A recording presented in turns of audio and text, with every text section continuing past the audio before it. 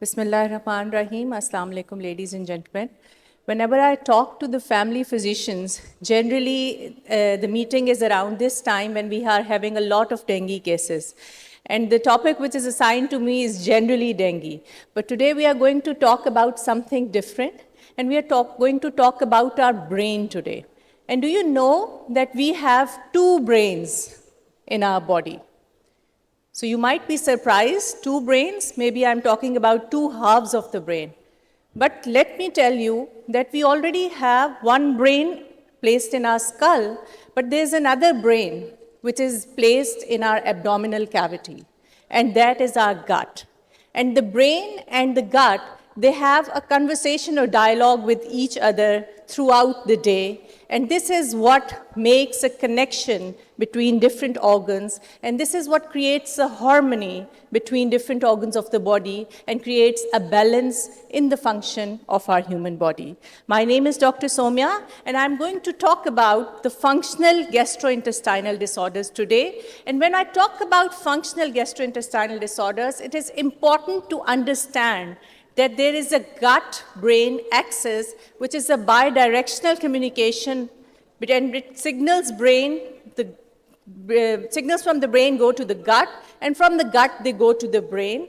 And these messages, they are in the form of a communication network, and they can influence the motor, sensory, and secretory modalities of the GIT, and conversely, and they can influence, GIT can influence brain, and brain can influence GIT. It consists of different systems, but mainly neuroendocrine system, neuroimmune system, and central nervous system, along with enteric nervous system, is involved in this gut-brain axis. So it is very important to understand how this gut-brain axis works. So the gut-brain axis is actually a vicious cycle, and it communicates via three channels: via neurological communication in the form of vagus nerve, via bloodstream, and different types of hormones. There are about 500 million neurons in our intestines. That is why I said that we have a second brain in our body. But the brain consists of about 100 billion of them, which is amount which is double to the neurons which are present in the brain. And this is why there are two brains of the body, the brain in the skull and the brain of gut. They communicate with each other, and the fastest communication between these two is the vagus nerve. It acts as a communication highway between the gut and the brain, and the 80% of the information passing through the vagus nerve, it goes from gut to the brain, which is the main channel, and remaining 20% of it travels from brain to the gut. So it is a two-way communication with major contribution of gut sending messages to the brain. Now, when we talk about these things, we must understand that how they work. Whenever there is gut dysbiosis, which can be in the form of any infection, food poisoning, change in the gut microbiota, by the use of antibiotics, unhealthy diet, or processed food, there is a dysbiosis in the gut, which leads to the signal going to the brain from the gut that there is something wrong. It leads to gut permeability, and it causes leaky gut, and whenever there is leaking from the gut, there is increased risk of pathogenesis because of breakage of the intestinal barrier. The gut becomes angry because it is sensitized, and it reacts in the form of abdominal pain, cramps, bloating, and diarrhea. And there is also heightened pain sensation because the signals to the brain of pain from the gut, they become hypersensitive. And at the same time, the brain anticipates this pain and becomes worried. And this worried mind and brain hypervigilance to symptoms leads to stress and excess of immune response, which leads to a knotted belly-like condition. And this also leads to release of hormones like cortisol and immune response activation, which further increases the gut's hypersensitivity. And this gut sensitivity is felt like an angry, leaky, and a knotted gut by the human being. Now let's find out that what is the connection from brain to the gut. So whenever there is any psychological trauma, emotional distress, or any anxious state or chronic anxiety, then this sensitized brain, which is an anxious brain, it has altered signals, and the pain region and the stress hormones, they become activated. We all know that the stress hormones, cortisol and CRF, when they release, they act on our gut, and in the same way, they act on the gut permeability, making it leaky, and obviously when it is leaky, there is increased risk of pathogens because of the break in the intestinal barrier. Subsequently, there is an activation of immune response and excess of immunity factor production, giving a feeling of knotted belly, and then exacerbation of this gut permeability leads from leaky gut and knotted belly to an irritated gut, which is actually the stress-induced gut permeability. This hypersensitized gut, which is very angry, reacts in the form of having abdominal pain, cramps, bloating, and diarrhea. And this heightened pain sensation, then pain signals goes to the brain, and this leads to heightened anxiety and symptoms which further worsen the situation. So if I'm able to understand and make you understand that for the normal human being, there should be normal functioning brain and a well-balanced gut, because this creates a harmony between the two, and whenever there is dysbiosis or psychological trauma, they affect one another. And the normal functioning brain has a balanced emotional state, it has controlled release of stress hormones, it leads to maintenance of gut barrier integrity, and it reinforces the gut. And this leads to diminished pain cessation and balanced belly.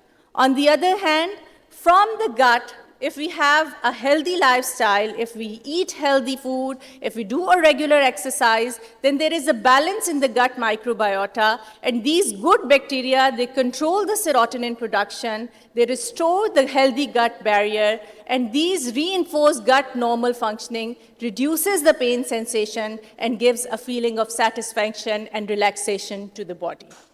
So if I'm able to summarize all this, we must understand that there's a bidirectional signaling between the gastrointestinal tract and the brain. And this is regulated not only by neurons, but also by hormones and also at an immunological level. So a healthy CNS function leads to a normal gut physiology, and similarly, a normal gut physiology leads to a healthy CNS function. But if you are in stress or in a form of GI disease, there are alterations not only in your behavior, cognition, emotion, but also increased levels of inflammatory cell mediators and intestinal dysbiosis, and they affect one another in this fashion. Somebody said that a good set of bowels is worth more to a man than any quantity of brains. And this holds so true when I talk to my patients who are all the time distressed because of their abdominal complaints, whether they are in the form of pain, bloating, dyspepsia, diarrhea, constipation, or a feeling of fullness all the time. And it is so frustrating for them that they've forgotten about everything else in their life, but they're only concerned about their gut. So there are some disorders which are known as functional gastrointestinal disorders. These are actually disorders of gut and brain interactions, and the group of conditions, they have a specific characteristic. So these functional disorders, they are grouped into 20 different types, but the most common ones that we are going to address today are functional dyspepsia and irritable bowel syndrome, which you very frequently encounter in your clinical practice. And how this happens, I've already explained, that there's altered central nervous system processing. So the brain processes the pain signals from the gut in an altered way. There's intestinal tract hypersensitivity, which have an increased, heightened feeling of pain or discomfort, even from the normal signals. And there are motility disturbances, which can either be a delay or a rapid transit through the gut, resulting in either diarrhea or constipation. and there is reduced mucosal and immune system function, which leads to a leaky gut, which increases the chances of pathogens to develop in your gut. So the functional dyspepsia and irritable bowel syndrome are the two most common functional gastrointestinal disorders, and they often overlap with each other. So the symptoms of functional dyspepsia are more related to the upper stomach and upper small intestine, while the irritable bowel syndrome mainly affects our bowels and the lower intestines. So they overlap in a number of ways. First of all, they may coexist. So many patients with functional dyspepsia also meet the criteria of irritable bowel syndrome. They can be misdiagnosed, and they can be mistakenly misdiagnosed functional dyspepsia as IBS and IBS as functional dyspepsia. And then, very importantly, they have a shared pathophysiology, and because of these disturbances in the gut-brain connection, it is very similar in appearance. And the treatment is also very common because the gut-brain axis communication is which we need to target to treat these patients. And there is a rate of overlap of FD and IBS in a range of 11 to 27%. That means that they can coexist with each other. And please keep in mind that if both of them are present, they lead to more severe symptoms of either of the disease in comparison to if one of them is present alone. Talking about functional dyspepsia, globally about 7 to 45% of population suffers from uninvestigated dyspepsia. And when we talk about Pakistan, there's a study from the Lady Reading Hospital in Peshawar, which quotes that in Pakistan, functional dyspepsia prevalence is about 42.7%.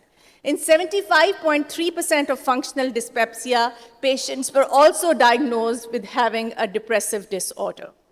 Coming on to the risk factors of functional dyspepsia, the use of non-steroidal anti-inflammatory drugs, Helicobacter pylori infections, a recent infection of gastrointestinal tract like acute gastroenteritis are some of the factors which contribute to this problem.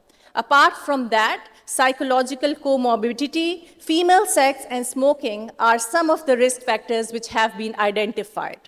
The symptoms, they are very bothersome and become more prominent in last 3 months. And if the onset of symptoms are more than 6 months, the patient has no structural problem, and it has a normal endoscopy, then we can label these patients as functional dyspepsia.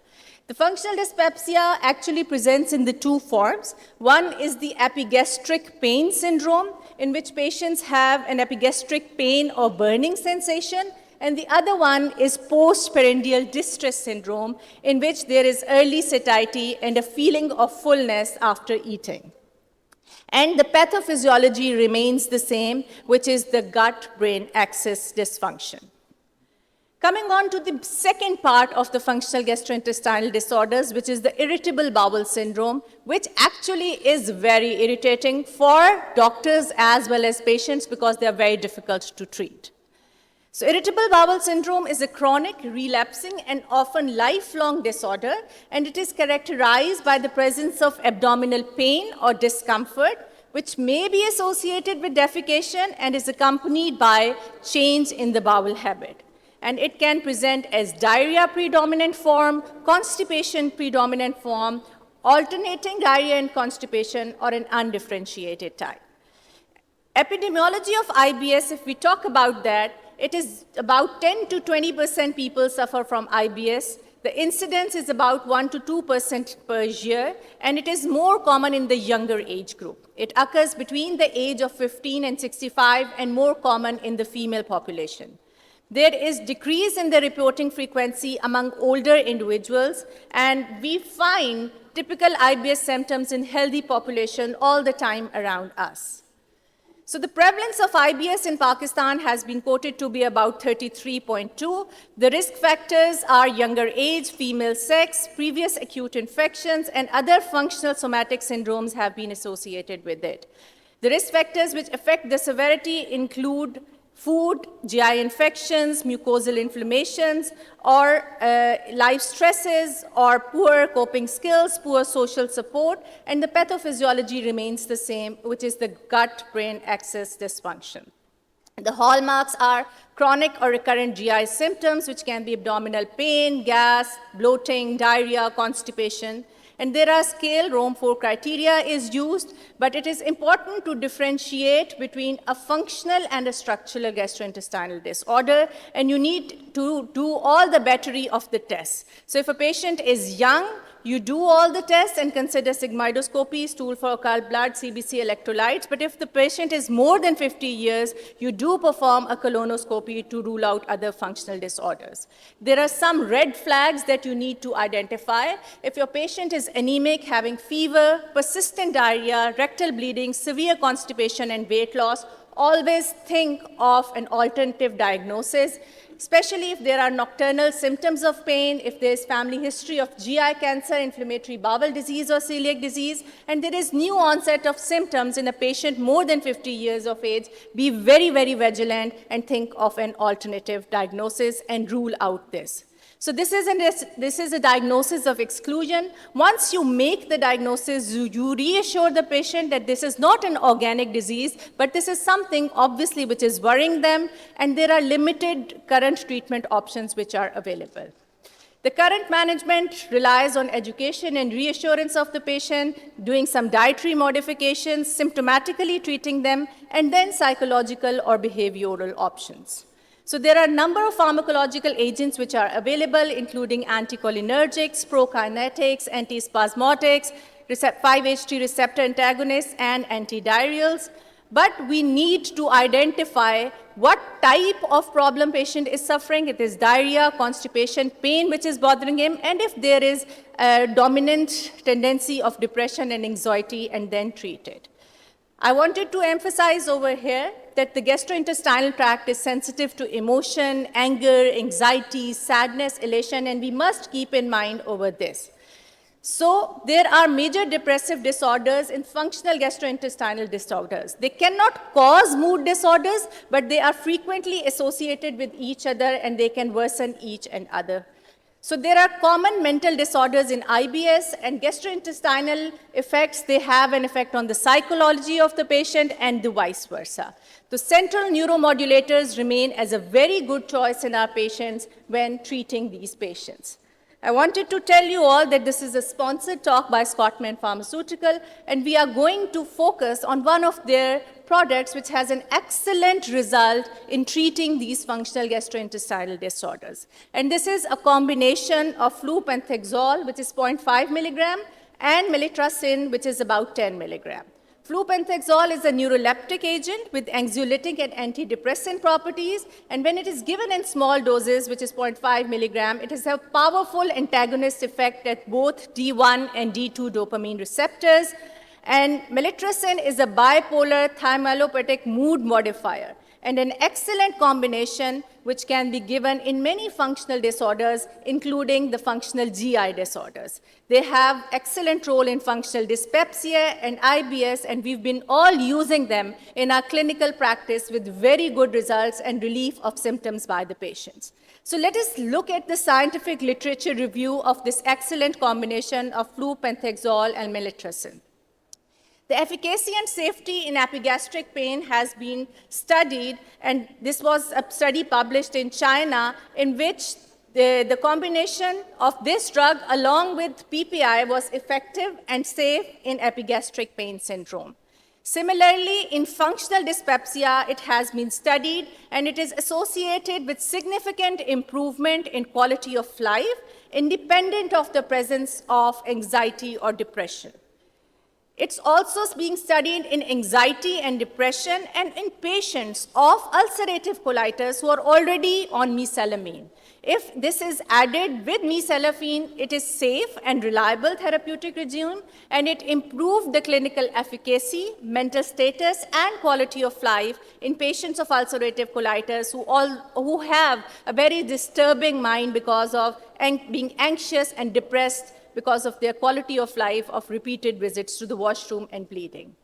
It has also been compared to prothiodine in a randomized double-blind parallel group controlled trial in which it had superiority and better tolerability than prothiodine in treatment of anxiety and depression when it was associated with other comorbid general medical disorders. The dosage and administration I wanted to tell for all the family physicians over here. In adults, it's given usually twice a day, morning and noon. And in severe cases, it could also be 2 tablets in the morning. In elderly patients, it is usually 1 tablet in the morning, and this is also the maintenance dose of this drug. You have to be vigilant about side effects, though they are very rare. It can sometimes cause restlessness, insomnia, and hypomania, but rarely dizziness, tremors, visual disturbances, headache, and hyperprolactinemia is also associated with it. Please do not give it to patients who have immediately recovered from myocardial infarction, who have an untreated narrow-angle glaucoma, who are using barbiturates, opiates, or alcohol, and it should not be given to patients who have received an MAO inhibitor within the last 2 weeks. Thank you very much for your very kind listening. I would take this opportunity to invite all of you to the 6th Pakistan Society of Internal Medicine Annual International Conference, which is going to be held in Movenpick Hotel, Karachi, from 14th to 16th February. We have an excellent lineup of programs with interactive workshops, pharmaceutical exhibitions, state-of-the-art lectures, and poster and presentations both in the oral and in the poster form. Please be part of this academic and networking event and come join us in Karachi. Thank you very much.